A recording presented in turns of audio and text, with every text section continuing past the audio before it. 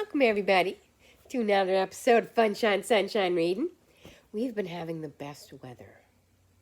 Oh my goodness. I mean, it's October and our weather has just improved so much. It's just been sunny. We've had these glorious stretches of sunny days, and I'm so really enjoying it before, what's going to happen later. Hopefully, it'll be a mild winter. That's what I'm putting out there. But I thought, because it is Thanksgiving weekend, Thanksgiving, I believe, is on Monday, but it's Saturday morning right now. And I thought, I want to do some Funshine Sunshine reading. And Bear's here. Hello, everyone. Hello, hello. How are you doing? I haven't been in some of the other videos. Because Cheryl's trying to do like a cerebral thing.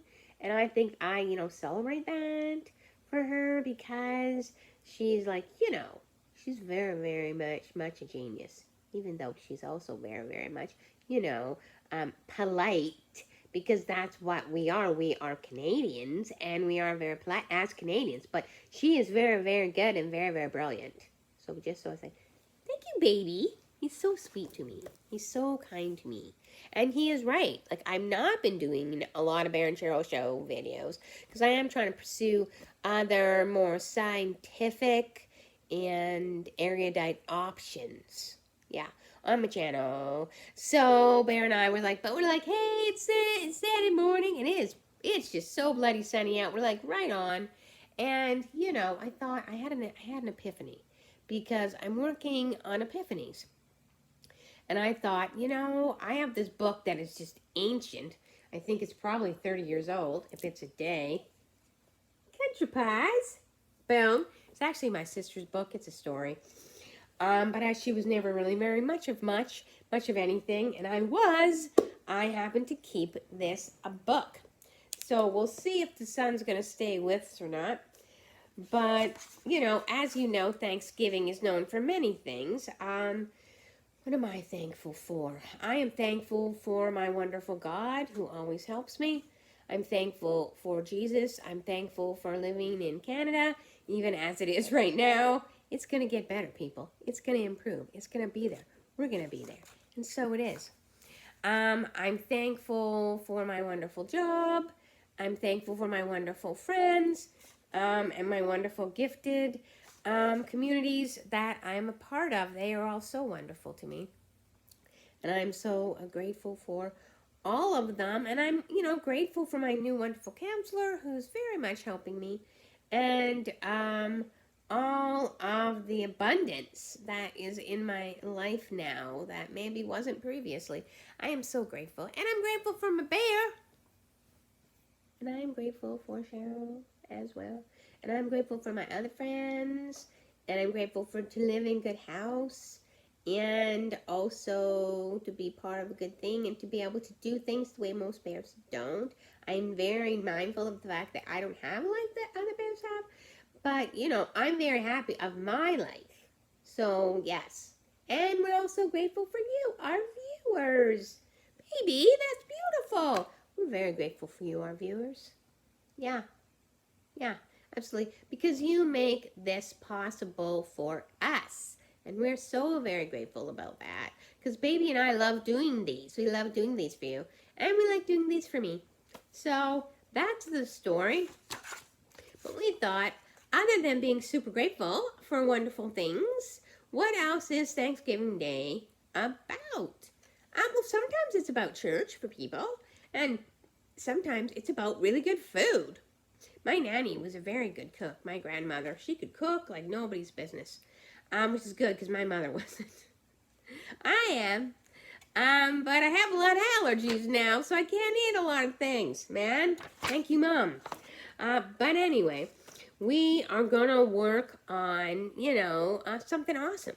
So we thought, why don't we talk about the most amazing things, about the Thanksgiving meal, right? About what happens, because people don't know that Canada's Thanksgiving is very different than the U.S. Thanksgiving. Our Thanksgiving is, I think it's the second Monday of October. So it's much more of a harvest holiday than it is a pre-Christmas holiday like the American Thanksgiving is, because theirs is in late November. And of course, I know there's like big parades and things, but ours is much more, it's pre-Halloween, so it's very much a harvest holiday. So I thought, why don't I talk about interesting things about that? So usually, of course, it's the same thing. I mean, who doesn't love stuffing? That's probably my favorite part. Thanksgiving in that way, stuffing and gravy, and I can make a mean stuffing, people.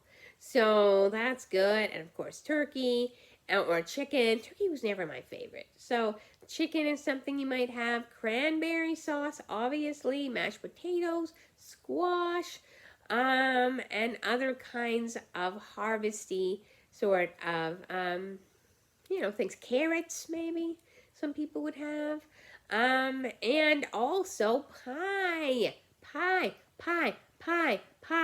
You're going to have some pie. So apple, perfectly delicious idea for the pie. Pumpkin, definitely, and, candy corn.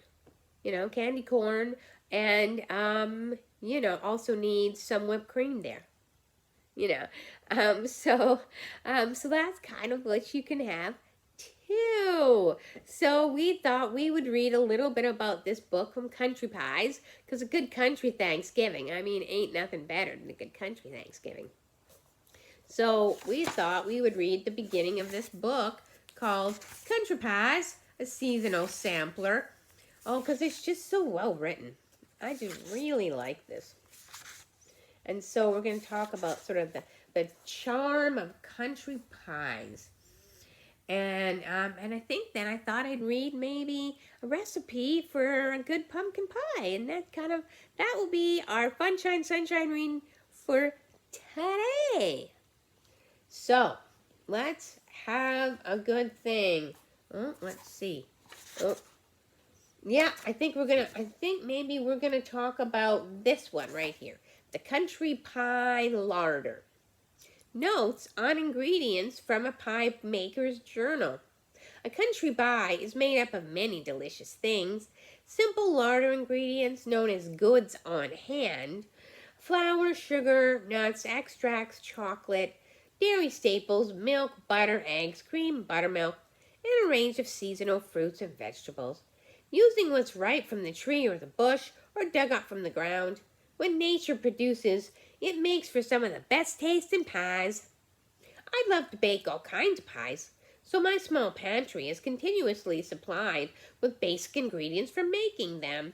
But I have found that even the most casual bakers keep all the pie basics in their kitchen pantries.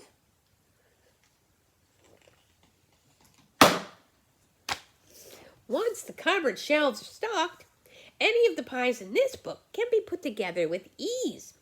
In my pantry, I have set aside a few shelves for all my baking needs.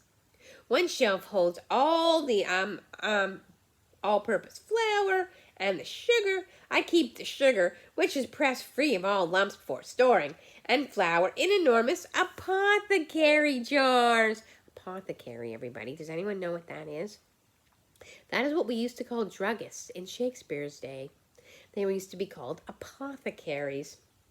Sealed tightly with their ground glass lids. I use big jars that hold 10 pounds each. The contents are continuously replenished. Dark and light brown sugar are stored in containers with tight-fitting lids. Every so often, I make a batch or two of flavored granulated sugar. These sugars are scented with vanilla beans or a variety of citrus peel, such as lemon, orange, tangerine. Vanilla sugar, for example, is a delicious sweetener to use in all fresh fruit pies and in most custard pies, with the taste of vanilla could be heightened. Lemon sugar adds a special taste to all lemon-based pies, such as lemon pudding pie or lemon slice pie. And she stores the sugars in jars next to the plain granulated sugars. So she's talking about all different kinds of sugars that she does. And so how do you make a country pie crust? How do you do that? A country pie is a perfect union of a simple filling and a light, tender pie crust. The filling may be sliced fresh fruit, sweet and spiced and lightly bound with cornstarch, or a thin egg and cream fortified mixture which bakes into a trembling custard, or even a wicked coconut walnut chocolate chip filling reminiscent of a fudgy candy bar. The pie crust is plain and buttery, nothing more than butter cut into flour until it's reduced into small crumbly flakes. A blend of egg yolk and ice cold water blends it into a pliable dough. The pie dough is rolled out with sturdy rolling pin and then fitted into a standard 9 or 10-inch pie tin. The top of the double crust or deep dish pie can be festooned with cutouts pressed into the lid in a whimsical pattern, like apples or leaves or something like that. So let's move on and talk about how to make different kinds of pies, because it's just very, very cool. Because we're looking for the autumn pie, and this is a good picture if you can see it. There you go, autumn country pies. So that would be right now. So apple, for example, would be a very big pie for right now. You know, let's see. Well, let's see. She's talking about what kind of pies she wants to make. So what do you guys think? Should we look at some country pies? I think we should. Let's look a little bit at the apple pie. I've actually made apple pie before. I don't know if you did. A barely warm serving of apple pie with a dip of ice cream on the side is comforting. In my kitchen, making a double crust apple pie has become an autumn ritual, along with bottling loads and loads of apple cider syrup and simmering pots full of apple butter and apple sauce. So I've made applesauce before. I've never made apple butter before. It's not really a Canadian thing. Well, not really where I live in British Columbia. But she's got a lot of things that you can make. This is the ingredients for a double crust apple pie. Well, you need the pie crust, which you make yourself, right? Then you need some cornstarch, you need some brown sugar, you need some white sugar, you need some cinnamon, you need some nutmeg, maybe allspice, maybe cloves, possibly. You need some apples, man. So, you need some you could use Old and Delicious, which is my favorite pie, but for my favorite apple, but it's probably better to use something a little sturdier, like maybe Granny Smith apples or Macintosh, maybe something like that would be really useful. You need a lot of pies. Now, some people use lemon juice just to keep the apples from turning brown, but you don't really have to do that. And then you need some butter. And that's sort of what you do. And you put that all together. You have the pie crust, you make it, then you put all the pies together. You put the apples together, you pour it on the pie, you pour the crust over the pie, and you heat it. That's that one. Well, let's see if we can find what we do for the pumpkin. There's so many pies in this book that I gotta find it. I gotta find, where is the pumpkin pie? Golden pecan pie. I'm not really a pecan pie person, but some people are. Okay, pumpkin custard pie. This pumpkin pie is one that's always requested for Thanksgiving. It's a light custard made from pumpkin puree, a few spices, eggs, and cream. I usually make an extra batch of dough, roll it thinly, and then stamp out turkey shapes using a cookie cutter. Did you know they have turkey cookie cutters? They really do. While I pre-bake the pie crust, I bake the pastry turkeys right alongside. After the pie has been baked and cooled, I place a ring of turkeys around the perimeter for a festive look. Maple leaves cut out of dough also look pretty, etching the pie. So yeah, you can use apples, you can use little pumpkins, whatever you like, and it just adds such a wonderful holiday flair to your table, right? To your Thanksgiving table. And so that kind of thing is very, very important. Of course, family is very, very important. And, when people get together, it's helpful, it's wonderful to have a family to share your Thanksgiving day with. So, Bear and all my other animals, we're family. And, we share Thanksgiving together. But I'm still putting it out there that we get a people family sometime that we can actually have Thanksgiving Day with as well. But let's look at what we put in the pumpkin pie. Well, you need some brown sugar. Then you need some white sugar. Then you need some flour. Then again, you need cinnamon, ground nutmeg, allspice. You can use clove too. Or you can just do something called pumpkin pie spice, which is something we have up here in Canada. It's everything all put together for you. And then you just put it in the pumpkin pie. So it's a lot easier that way. You need eggs, 3 large eggs, because of course you're going to make a custard. And not all pumpkin pies are custard pies, but this one is. Then you need some fresh pumpkin puree, which you can make yourself, but it does take a while to make. Or you can just buy a can of it, a good can of pumpkin pie. Then you need some heavy cream. Then you need some light cream. Then you need 2 teaspoons pure vanilla extract. So, there you go. That is some ideas for your Thanksgiving Day table.